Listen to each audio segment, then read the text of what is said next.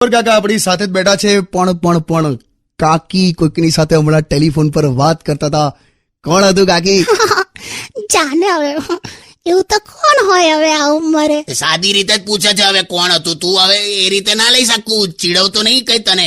ફોર્મમાં આવી ગઈ ખોટી. સારું, હવે મમ્મીનો ફોન હતો, ઘરે આવવાની છે. પાછી હમણાં ગયા વર્ષે તો આવી હતી યાર. એમને કે એ જ એડ્રેસ છે, ઘર બર બદલીશું તો બોલાઈશું એમ. તો કે ઘરનું એડ્રેસ ચેક કરવા આવે છે, રહેવા આવવાની છે. અરે યાર, હું છે ને હવે જો ફરી માર્કેટમાં દાળ ચોખા બધું લેવા નહીં જવાનું બસ. તે તમે લઈ આવ્યા તો ખરા હવે ગઈકાલે?